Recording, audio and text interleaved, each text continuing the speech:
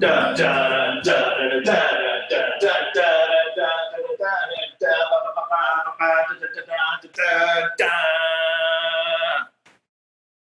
there, Junior Rangers. Once again, it's Joseph at Seacliff State Beach. There's our beach out there. We've got a lot of sand, a lot of water. You expect to see that at the beach. We have this strange thing at the end of the structure called a pier. We have a few trees. We have people enjoying the beach today.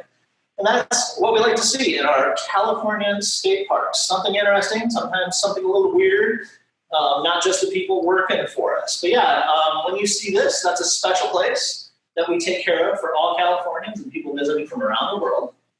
And we have about 280 state parks around California. I work at a bunch of them, but this is home for me. I work at Seacliff more than anywhere else.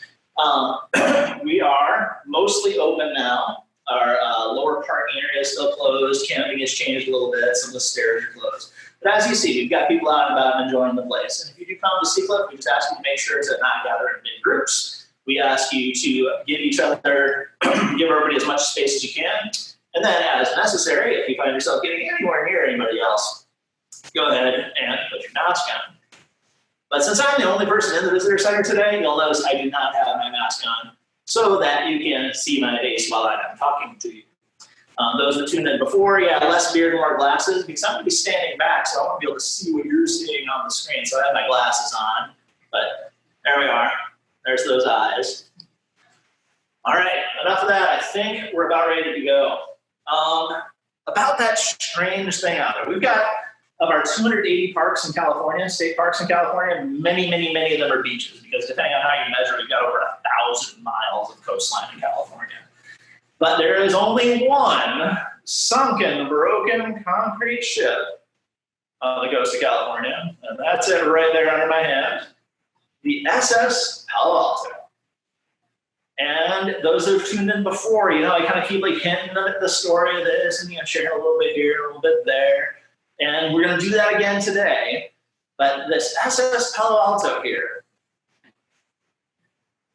as much as people are attached to it, and as much as animals are literally stuck to it, living their lives on it, it would be fair to say it's kind of a hunk of junk. It is a sunken, broken concrete ship sitting in the ocean. It's not gonna take anybody anywhere. But even though it never really did what it was supposed to do, I love talking about this crazy old ship because the SS Palo Alto shows us that we can do things that we never thought possible. You can make a ship out of concrete in the case of this. Concrete, you see the folks walking along out there on the pathway. Somebody will come along soon. Is this anybody we know? Oh, here we are, jogging on the roadway, and then there's somebody down there. Hi. We don't usually think of concrete as excellent boating material, do we? We think if we threw a chunk of concrete in the water, it would probably sink. Probably. Well, we'll do some experimenting today and find out. But yeah, we don't, the first thing you think of, if you aren't me, when you think of concrete, would be a ship. Yeah, we think of it as a hard thing that sits on the ground and doesn't go anywhere. We build stuff out of it, but usually buildings and pathways. Here's a ship built of concrete. So, did it really work? Sure it did. We go back in time 99 years ago. You can see, here's a beautiful ship under its own power. It looks a whole lot like other ships from the era. And if you look very carefully, there's a name on it right here. And it's probably backward on your screen because cameras are funny. But it says Palo Alto right on it. Notice a couple of things. We've got smoke coming out of the smokestack. So this is something that burns fuel. It was diesel fuel in this case. It burns fuel to make an engine make it go. It does have masts on it, but you don't see any sails. And then we do see water coming out of the ship here. But we don't see a bunch of people panicked and jumping off the ship, do we? So these are things we'll look into a little bit later. So if you see water coming out of a ship, sometimes ships will take on a little bit of water, and that's okay. They're supposed to do that. It was designed that way. But here it is. If you look at that shape, look right here at this shape. Look at that sunken, broken thing out there at the end of the pier. You can see that same shape, even today. So we'll get into the history of the ship in detail next week, but the quick version of this for today, for most of human history, when people built a big boat, which is, you can call it a ship if it's big enough, and what's a ship and what's a boat depends on who you ask. But if you build a big boat, a ship, for most of human history, it was built of wood, because people have noticed for a long time, throw a chunk of wood in the water, it will probably float. Most types of wood will float. If you look on our beach, you will see, let's see, can I point out? Yes, right there. Big chunks of trees on the beach. They floated out on streams during storms of winter. They entered the ocean. Waves washed them back onto shore. So they float. Wood floats. So people are like, of course, if we wanted to float on the water, let's use wood. So if you think of the oldest people alive today, probably older than your grandparents or great-grandparents, but if you can think of somebody who's 100 years old, and then think of their grandparents, they would remember a time when all ships and boats, pretty much anything of any size, was built of wood. And then around that time, when those grandparents were young, people said, why don't we build ships out of iron? They'd be stronger. The ships get, you bang a wooden ship into the rocks, it breaks apart. What if we made them out of iron? And people thought, well, you throw a chunk of iron in the water, it's going to sink. You can't make a ship out of iron. But then somebody said, oh, sure you can. They made a ship out of iron, and then suddenly everybody had to have one. So by the time the oldest people alive today were junior ranger age, people had been making big ships out of steel and iron.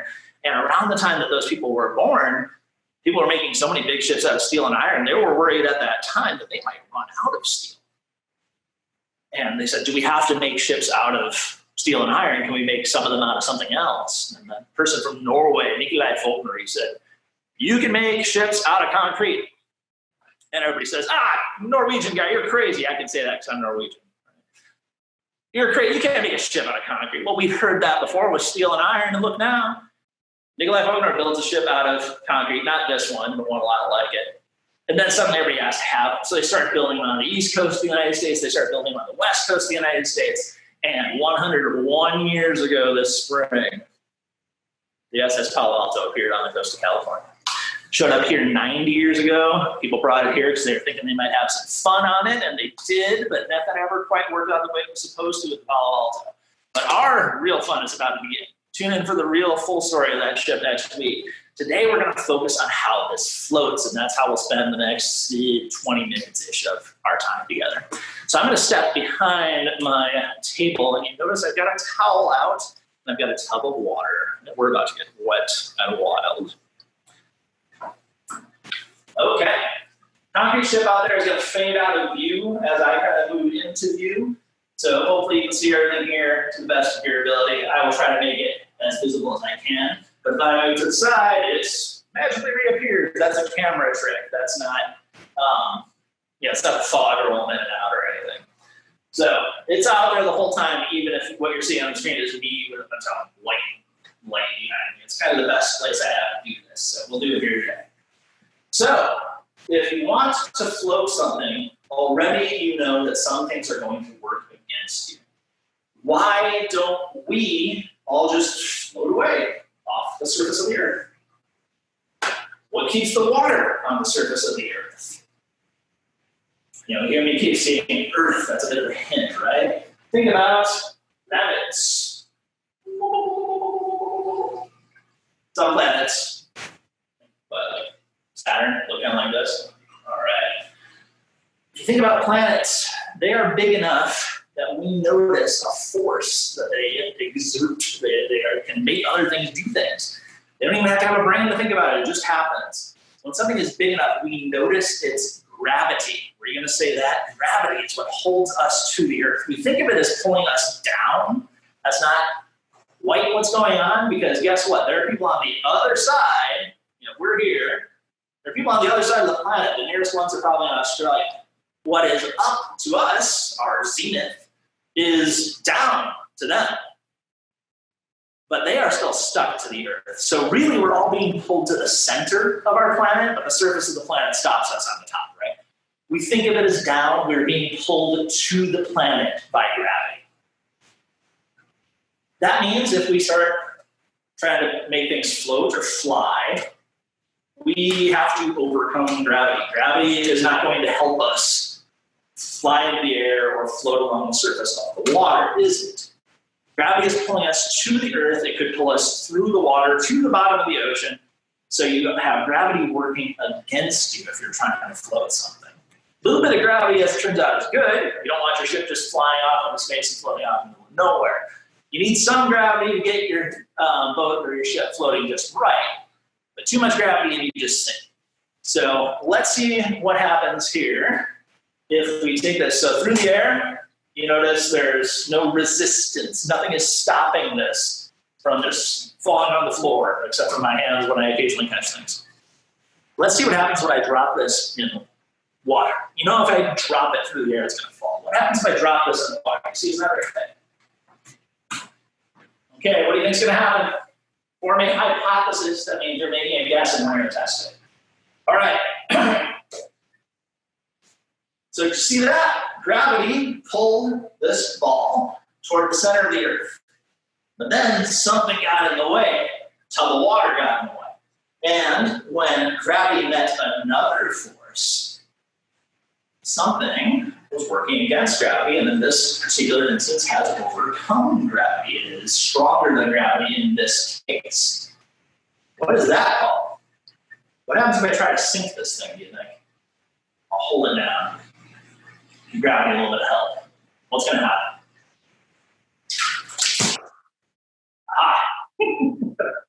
So that's what you saw right there is what we call buoyant force. A funny word, you want to try to wrap your mouth around that one if you haven't used it before. Buoyant, B-U-O-Y-A-N-T, a buoyant force. You ever heard of a buoy? It's something that floats out in the water, and it's one way along with lighthouses that we can show people in boats and people swimming where it's safe to go and where it's dangerous to go. A buoy is a floating thing out in the water that shows people like stay away from here, stay on this side, or be sure you're able to go over here.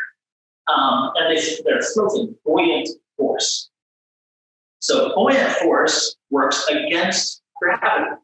You have some ability to float in your body. If you've been swimming, maybe you're a great swimmer already. I've never been super good at it. I'm good enough. You notice that moving through water is quite different than moving through air. And if you take your hand and you push it in water, and when you're not messing around with an iPad or computer or phone, whatever you got, try this. Just next time you push your hand into water, you notice moving your hand through the air, there are almost air molecules, little collections of things that make air. They're so spread out with empty space between them, we don't even notice air very often. But with water, you definitely notice that. It's like, I'm not in air anymore. The molecules, the little parts that make water, and you have to look under a really powerful microscope to see them. Look like Mickey Mouse. H2O. We'll get into chemistry sometime. They're much closer together in liquids. They're really packed together in solids. So with a liquid, you'll notice that it's pushing back against you. And what you're feeling right there is buoyant force. It's the close force that makes things float in a liquid like water. Right, so there goes that. Did you notice that this thing will just blow wherever I want it though? Look at this. Is this a good boat? What if you were on top on that green spot there? And big wave comes along and spin. Well, okay. So you just went underwater. That's a problem with the boat. Maybe there's another reason we don't make all our boats in ball shape. What if wind comes along and blow it? All right. Well, this is going to go wherever the wind blows it. Now, you may have heard of sailing boats or sailing ships. You saw that. That's how long they had masts on that. Some ships will have a big pole sticking out, big, usually squares or triangles of cloth to catch the wind. And so ships do use wind to get around.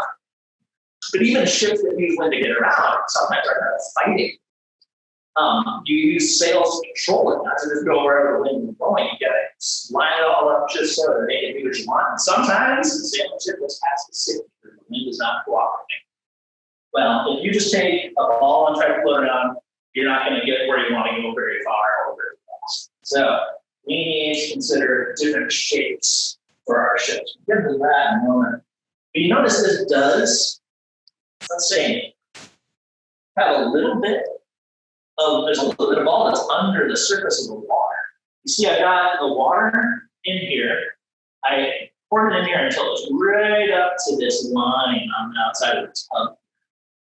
And if I were to put more of this underwater, I have to hold it because the buoyant force is working against it. This might be hard to see from where you are. Don't worry about it. But I just saw the water level go up above this line. From where you are, it doesn't look like it's changing much. But let's see what happens if I put a few more things. Might have to hold them down. Maybe buoyant force will force some of them up. Okay, what if I put a few more things in there? Sit here. Okay, let's see. Maybe I'll have to lose them. All right, did you see that? A little bit of water just came out of the side there. The water is nearly up to the top. Something is happening when we put a bunch of things in the water. The water level changes. So, more on these later. Although, so I'm grabbing a towel a lot today. Always have a towel. You may read that somewhere. When something takes the place of water, when something pushes water out of the way, there's a word for that too. We call that displacement. And if I push this entire ball underwater, you know, it's a little bit of displacement. Now, the thing is, our ocean is so big that if you take a ship that weighs hundreds of tons, and it's over 400 feet long, and put it in the water, if you go to the ocean's edge, you're not going to notice a change in the level there.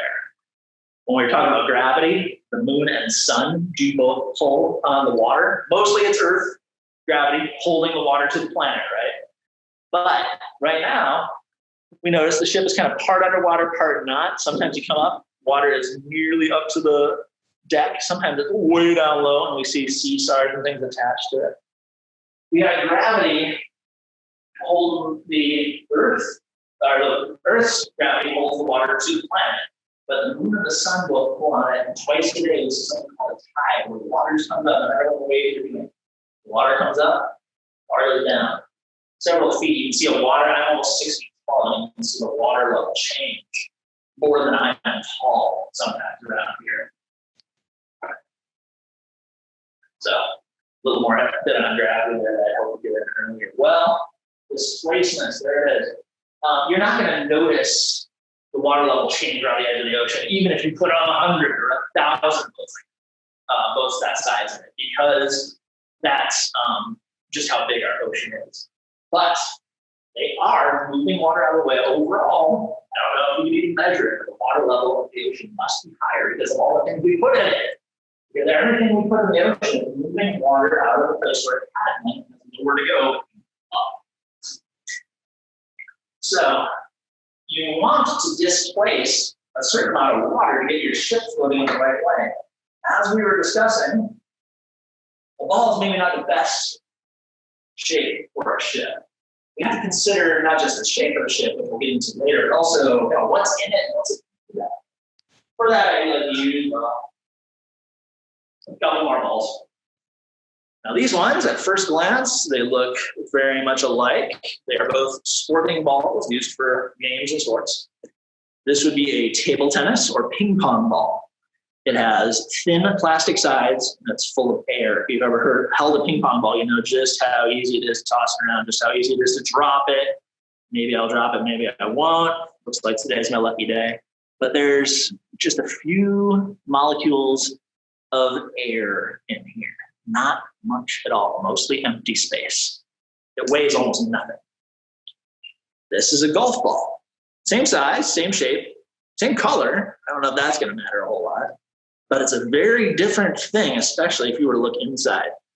Do any of you know what's inside golf balls? Learned this when I was about junior ranger age. And, you can see for yourself sometime if you can get a golf ball and you don't need it. Maybe you can cut it open to find out. Otherwise, take my word for it. A golf ball on the inside is full of rubber bands. Boing. There I got it. Yes. Rubber bands. So the golf ball, while it doesn't like hurt me to hold it, I'm not struggling to hold it in the air. It is noticeably heavier than this, even though it's the same size. So the word for that one, there's more stuff in the same space, is density. A golf ball is much denser than a ping pong ball. So let's see what happens. We already know the ball's not the best shape for a ship, but let's see what the effect of density is if you're trying to float things. So is buoyant force going to win? Is gravity going to win?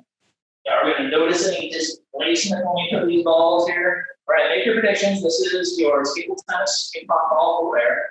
This is your golf ball full of rubber bands. Will they sink? Will they float? Will one sink and the other floats? Got your hypothesis ready? All right, well, that golf ball bounced when it hit bottom, but that's where it stayed. Ping pong ball is floating on the top, much like our big planet ball was. So if we have two things, same shape, same size, different density, you can get different results. Gravity wins with a golf ball. Buoyant force wins with the ping pong. So now that we have an understanding of density, let's see what happens when we actually apply this to things that are ship shapes. Now, why different ships are shaped the way they are is a science unto itself. But we're going to do another comparison of density, and this time we have things that are shaped like ships, but of varying densities. So, no, we don't make ships out of T-bottle. It's a lot closer. Let's have a look at these. I've got 3 of them. On top there, do you see what that one's full of? It's full of sand from the beach out there. Think of sand. Any one little bit of it is not very big and not very heavy. But if you carry a bucket of sand around on the beach, it's pretty heavy pretty quickly, doesn't it? Is there a lot of room for air between all the grains of sand in here? How dense do you think this is compared to something full of cotton balls?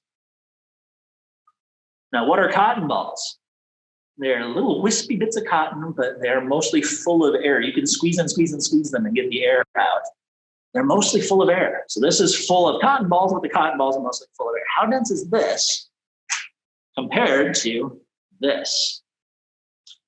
We do have something that's a little bit in between, which we'll also try.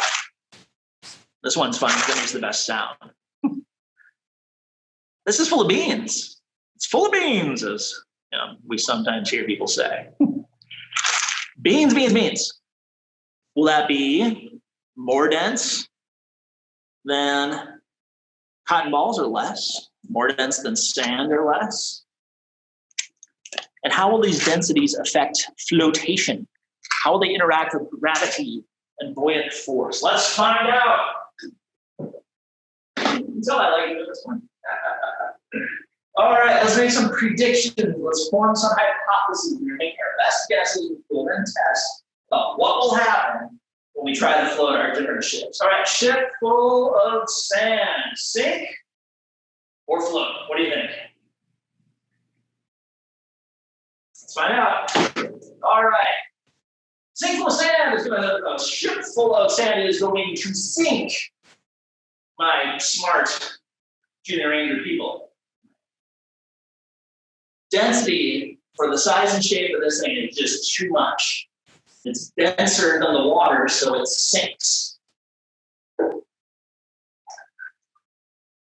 right. Well, I think you probably guessed by now that cotton balls, not as dense as sand. You think cotton balls, sink or float? What do you think? Let's find out. Cotton ball floats. And it floats a lot like our other ball float. You remember how we have a ship this made. Let's look at what this one does in the wind. That blows around even more easily than the ball did. What if it were spinning? What if it rolled, as they say, in ships on the ocean? The waves would come along and make it roll. Ooh, the top just went underwater. Okay, so it floats. That's one good thing if you're looking for a ship, but it seems to float too high out, too much of it out of the water to be very safe or useful. What about the beams? Maybe they're in the middle somewhere. Maybe they're exactly where we need. Well, let's see what one beam will do. One beam. Got it? One beam. One beam. Will this sink or will this float? You have your guess. You see where it went? It sank to the bottom. Oh, there's things in your way. No wonder you can see. Well, fortunately for us, that's not the only beam I have. Let's say floating around. It's the only beam I have around. Right. Another beam, sink or float. You see it? Sank to the bottom. So what do you think?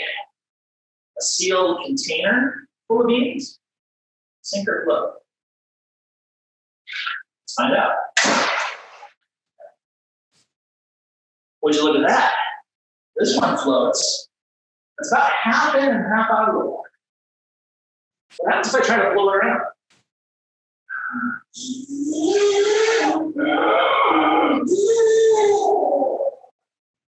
It's like I can get it to move, but I have to blow really hard. If you've ever been paddling in a kayak or a canoe, or if you ever try to stand up while surfing or paddleboarding or something, you notice the wind has an effect. But if your boat is designed well, you don't have too much movement from wind happening. You're going to have some. And then what happens if I try to roll it? See if you can tell. When I roll it, it tends to, the top tends to roll back. I have to really crank on it to get it to roll over. So it seems like this might be about the right density for a boat. If you want enough above water to keep the people on the boat and the stuff in the boat dry, but enough underwater that it doesn't pull too much, it doesn't blow around the wind too much, you might have it just exactly what you want. So that is the effect of density. But when we change the shape to a ship shape, again, we don't make ships in the shape of balls that work very well. We make ships in the shape of shells. We need to think of one other crucial aspect, one other thing we got to think about. Something called surface area. Let's see what we have here. Maybe, while we've all been at home so much, you've been playing with a bit of this. This is what's called modeling clay. So it's kind of like sand, but it's finer and it sticks together if it's wet enough. And you can bend it. You can make stuff out of it. And it's, probably about as heavy as a golf ball, maybe a little heavier. All right. Modeling clay. Do you think a stick of modeling clay will sink or float? Let's find out. All right, modeling clay. Sank right to the bottom. Maybe it was too big. What do you think? What if we did just, whoa, smash, all right. This is a fun program. What if we just did half a stick of modeling clay? Do you think that would work better? Well, let's find out. Half a stick of modeling clay, sink or float?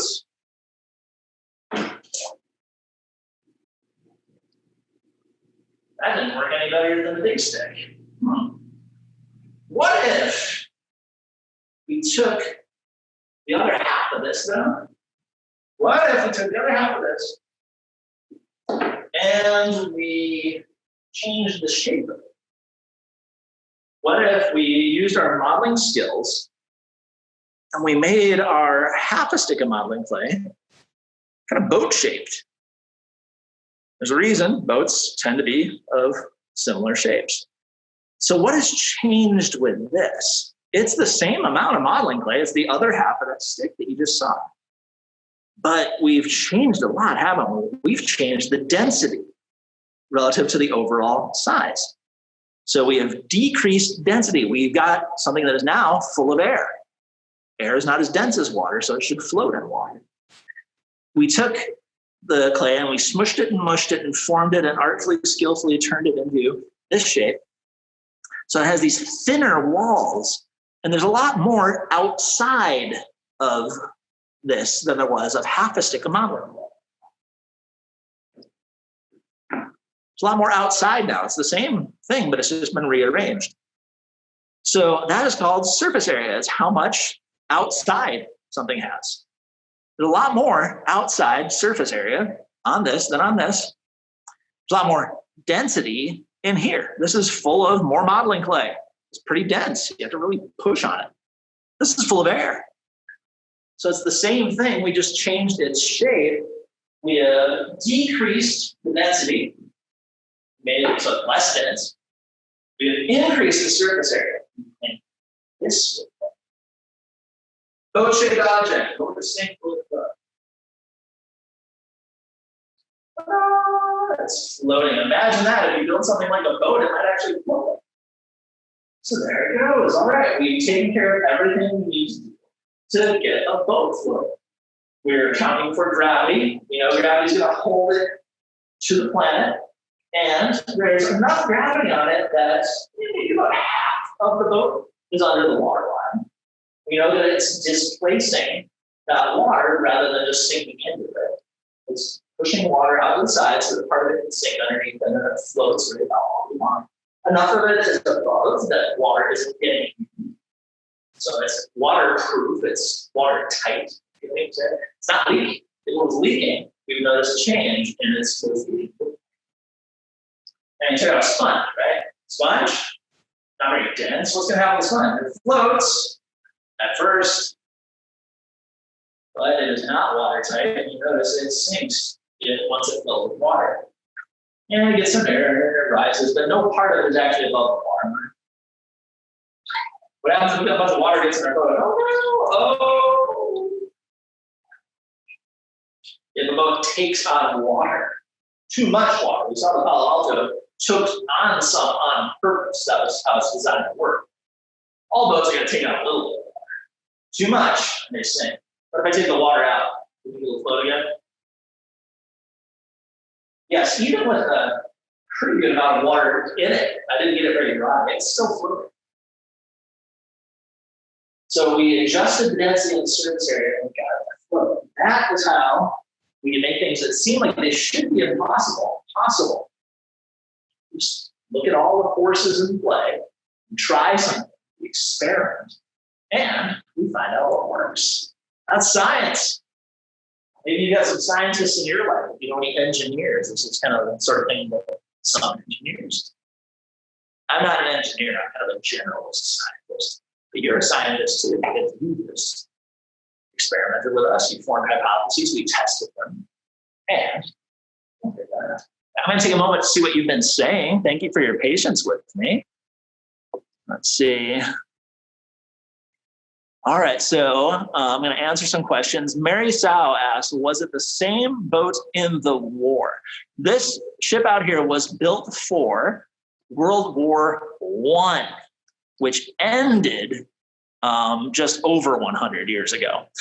The ship has been around for 101 years, but it was just a few months too late for the war. All right. Beans, the magical fruit. Oh, we're not going to go there, Brody. Oh, dear. All right. So I think we answered the one question we had. A bunch of ahoy there's jokes. I'm so glad you're doing it. Jokes. Well, right on. I think we've accomplished a lot today. We understand, thanks to our friend the Palo Alto, that things that seem impossible can be possible if we just apply our scientific knowledge. So, sounds like it might be time to renew or perhaps begin your junior ranger journey by reciting the junior ranger pledge. So this is a promise that we all make together. It's a promise I have made, the junior rangers at my house have made. I don't know if they tuned in, they might have been late, but it's my oldest kid's birthday. She's 14. Happy birthday, Jack. Jack might be kind of tagging along, looking over the shoulder of my junior ranger age kid. That's Reed. He's very little. It's probably fun. The pledge is a promise that we all make together. Things that we are going to do. If you're going to be a junior ranger, we expect a certain kind of person out of you. You expect a certain kind of behavior out of it. And the way we do pledges is we do a repeat after me thing. Maybe you've had this done before. So when we say a pledge, I will say part of it, then you say that part of it back. And I'll say the next part until we're done. It's not a long pledge. It's a good one, not a long one. The trickiest part is where I will say, I state your name. You don't want to say state your name. State your name means you say your own name at that part. Because some of you are named Eliora and some of you are named Rune. You just say whatever your own name is when we get to that part. I would say, I, Joseph Carridge, promise to, yeah. So you say your name at that part. Otherwise, you just say whatever words I say. And then you actually do the things that you say you're going to do. Got it? All right, Junior Ranger pledge time. I state your name, promise to treat the earth and all living things with care and respect.